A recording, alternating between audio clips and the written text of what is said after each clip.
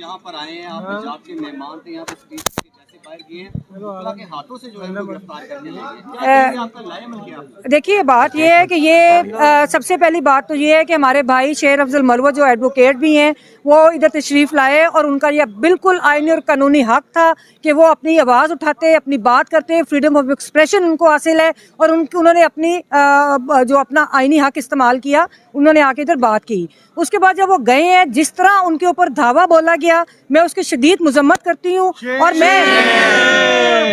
और सबसे बड़ी बुनियादी चीज़ ये है कि हाई कोर्ट की प्रेमिसेस के अंदर से उनको गिरफ्तार किया गया, जो कि बार के लिए नहीं, आपके लिए नहीं, जुडिशरी के लिए शर्मिंदगी की बात है।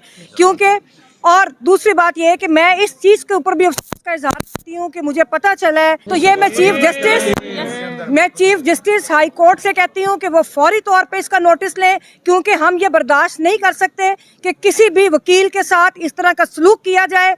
और ये जो भी कुछ हो रहा है, ये बुनियादी तौर पे ये जुडिशरी के लिए अब शर्म का मुकाम है कि कौन सी ऐसी कुव्वतें हैं कि एक ऐसा आज़ाद शहरी, एक आज़ाद फर्द जो इस सोसाइटी का है, जिसके ऊपर कोई पर्चा नहीं, जिसके खिलाफ कोई ऐसे जो किसी को मतलूब नहीं है, जब वो हाई कोर्ट की प्रेमिसेस में आता है तो उसको गिरफ्तार कर लिया जाता है। ये उस शहरी के साथ साथ ये इस चीज़ को जाहिर करता है कि पाकिस्तान के अंदर जुडिशरी जो है वो एग्जिस्ट ही नहीं करती और कोई कुव्वतें हैं कि जो जुडिशरी को सामने रखकर और वो शहरियों की आज़ादियों को सलब कर रही हैं। उसके बाद दूसरी बात ये कि हम हाई कोर्ट बार एसोसिएशन, अभी बाकी कैबिनेट के साथ राब्ता नहीं हुआ, हम इसके ऊपर ठोस लाए अमल देंगे और ये बिल्कुल हमारी बर्दाश्त में नहीं है कि किसी के साथ इस तरह का, और ख़ास तौर पे ऐसा तो किसी मुजरिमों के साथ हाई कोर्ट की प्रेमिसेस के अंदर सलूक नहीं किया जा सकता, किसी को गिरफ्तार नहीं किया जाता प्रेमिसेस के अंदर, तो वो तो उसके ऊपर तो कोई पर्चा भी नहीं था। तो दूसरी बात ये है कि अगर इस तरह, और जहाँ तक आपने बात की कि वो मेहमान थे या प्रोविंस की बात नहीं है, मैं ये समझती हूँ कि ये प्रोविंसेस की बात मत करें, ये पूरे पाकिस्तान के जो शहरी हैं, जो आज़ाद शहरी हैं, वो एक ही तरह के मसाइल का शिकार हैं। और एक तरफ जबर की कुव्वतें हैं, वो पाकिस्तान की रियासत जो है वो शहरियों के ऊपर जुल्म और जबर कर रही है, एक तरफ मजलूम तबकात हैं। ये तबकाती जंग है, तबकाती स्ट्रगल है और इस स्ट्रगल को हम लोग इंशाअल्लाह ताला पाकिस्तान के अवाम की मदद से हम ये जंग जीतेंगे और पाकिस्तान के अंदर आइन और कानून की बालादस्ती भी होगी और सिविलियन सुपरमेसी होगी। जिस तरह औरतों के तशद्दुद हुआ, एक लॉयर के ऊपर पूरी गाड़ी चढ़ा दी गई, मैम, ये आप इसको देखती हैं कि ये ला कानूनियत से ज्यादा ऊपर की जा चुकी है? अब जो दकोब भी होंगे वकीलों के ऊपर। देखें, इनके अंदर ये बिल्कुल इस तो ये एहसास नहीं रहा। जब रियासत का एहसास मर जाता है तो वो फिर इसी तरह करते हैं कि जिस तरह का खवातीन के साथ सलूक किया गया। अगर मेरी अभी मुझे शिकायत मिली है कि मेरी 2 बहनें जो हैं उनके साथ उनको पुलिस की गाड़ी ने टक्कर मारी, तो मैं आपको ये बता दूं कि हम उन पुलिस वालों के ऊपर पर्चा करवाएंगे जो हमारे नहते शहरी और हमारी बहनों के ऊपर हाथ डालते हैं।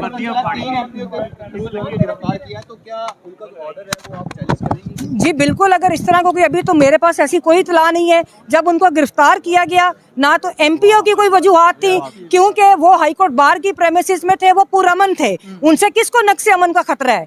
किस चीज को खतरा है? कौन सा इन्होंने मजाक बनाया हुआ 3 एमपीओ, और इन जजेस को नहीं पता कि एमपीओ कब जारी किए जाते हैं। ये तारीखों पे तारीखें डाल के आज़ादियां सलब कर रहे हैं और पनिशमेंट बिफोर जजमेंट को हम अब कंटेस्ट करेंगे। ये नहीं हो सकता कि आप तारीखें डालते जाएं और लोगों को सजाओं के बगैर आप हिरासत में रखें। और 3 एमपीओ एक मजाक बना हुआ है, या अमराना और कॉलोनियल कवानीन जो है इनको आपने मजाक बनाया हुआ है। इसको अगर इस तरह की कोई बात भी होगी, हम उसको भी चैलेंज करेंगे।